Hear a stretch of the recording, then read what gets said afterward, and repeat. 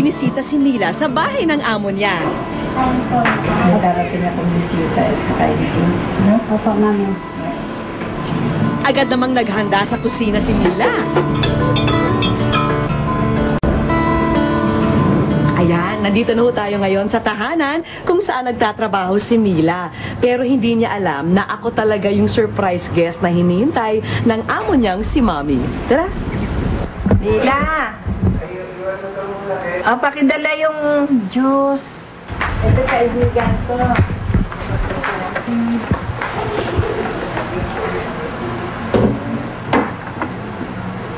Hi, Mila! Hi. Alam mo ba kung bakit ako nandito?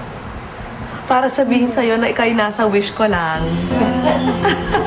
At kakuntsaba ko si Mami. Ayan na. Oo. Alam mo ba na may sumulat sa amin, may nagwi-wish. Sino? Kilala mo ba itong sulat na ito? Estela Sasil. Ay, yung kambal ko yan. Sabi ka na siguro makita yung kapatid mo. Gaano mo ba siya ka-miss?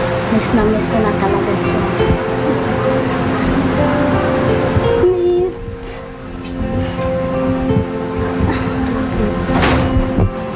Masakit? Ay, namimiss ko lang siya. Ano yung una mong gagawin pag nakita mo siya? Kaya kapit ko siya. Gusto na kitang makita kung nasaan, kung ano ang kalagayan mo. Meron kayong sorpresa para sa'yo. Para magkaroon ng kasagutan yung mga katanungan kung sino ang mas maganda sa inyo. Salamat. Ayan, round trip ticket para sa'yo, papuntang Cagayan de Oro. Para mahanap mo na yung kapatid mo. Salamat.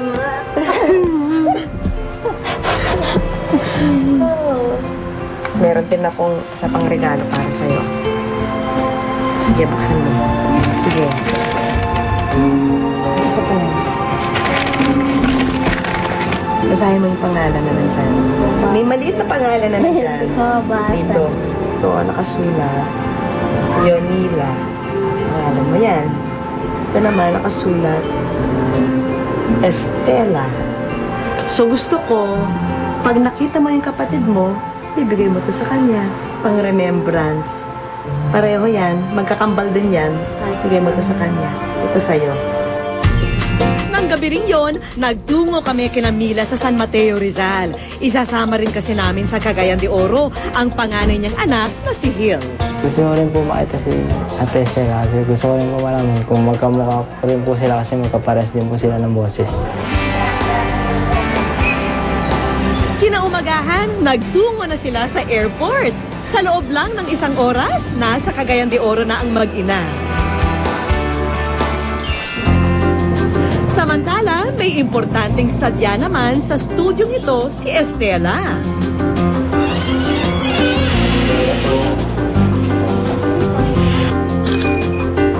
Wala na kasi siyang natirang litrato matapos masunog.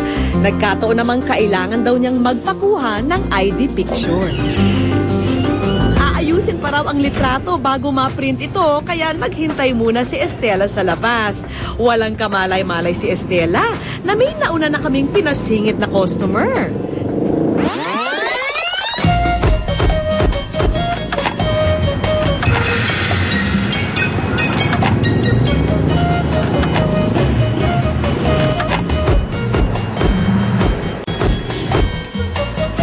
Ilang minuto matapos magpa-ID si Estela, eto ang naiabot ng photographer sa kanya. Thank you. Tanaw ko. Ay, hindi ako ba? Bakit na eh? Ano ma, oh? Ano eh? May kwilyo. Kambal mo din ang... Ilang sandali lang, bumaba na ang babaeng nasa larawang hawak ni Estela. Walang iba, kundi ang kakambal niyang si Mila. Uy! Ay, kumusta, Tel? Bakit? Naman lagi ka. Kumusta man ka? Gapon. Kisa man nagdala ni Muririt. Kabalo, basta gipaano lang midiri. Kumusta man, Tel?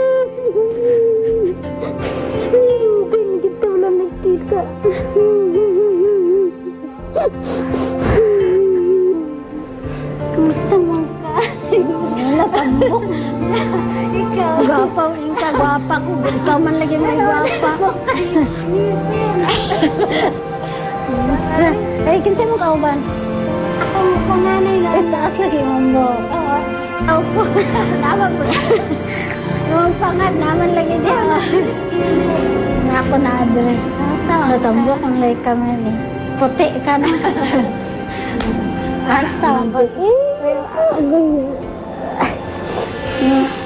Nanay ka sa taas. Binakog ni tambok ko ba? Lagi ay. Namuna akong ganyan sa iman ko. Nagsulat man ko sa kuwan ba. Gusto ko lang tabangan ta nga magkakita kanduha. Nyawa ko kabaluwis ko lang. Kaya na sila. Sa biyahe, non-stop na ang tsikahan ng dalawa.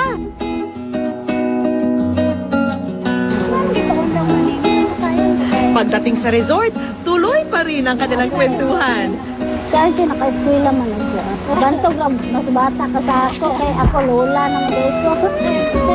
Maya-maya lang, dumating na ang mga anak at asawa ni Estela. Ay, mga anak mo niya. Mga anak ka ni si Kristen, si Ginalyn, kamagmuran si Annabel, si Gabino.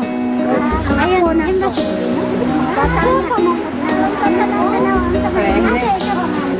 Alam mo rin ang kayo. Asan lola?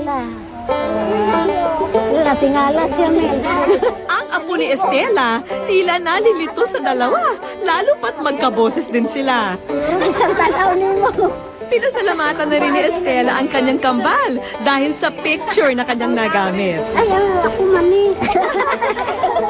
Kayo, wala ito na hindi ko mabigyan ng bigas, yung mga damit na.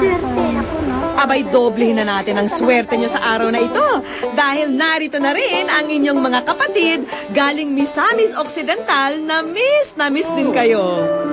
Ay, sila ng oliva, tino. Wala siya ng oliva. Wala, si Delio.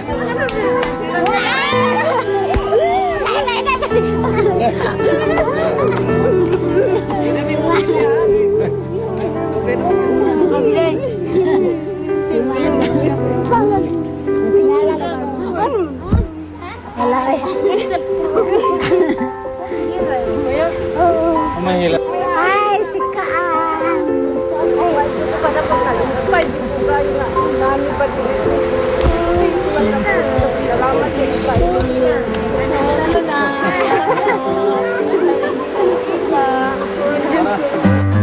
Ito naman ang aming regalo para sa magkapatid. Kambal na nga talaga kayo, kaya ito ang bonus naming handog. Para kay Estela, ilang kagamitan para sa kanilang bahay.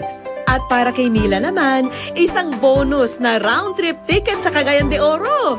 Magagamit daw ito ni Mila sa darating nilang kaarawan. Magkalayo man sila muli, hindi namin hahayaang maputol ang kanilang komunikasyon. Kaya ito ang bagong kambal na cellphone para sa mga bida natin.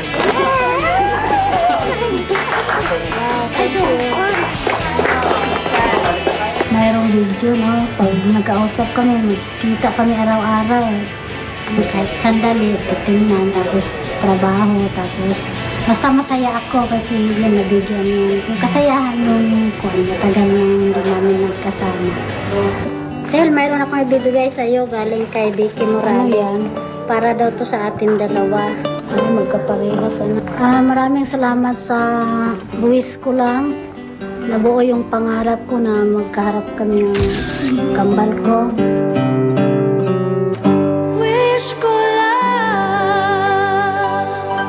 The solar system. Hadlang nga ba ang kakulangan sa paningin para magkaroon ng liwanag ang iyong pangarap?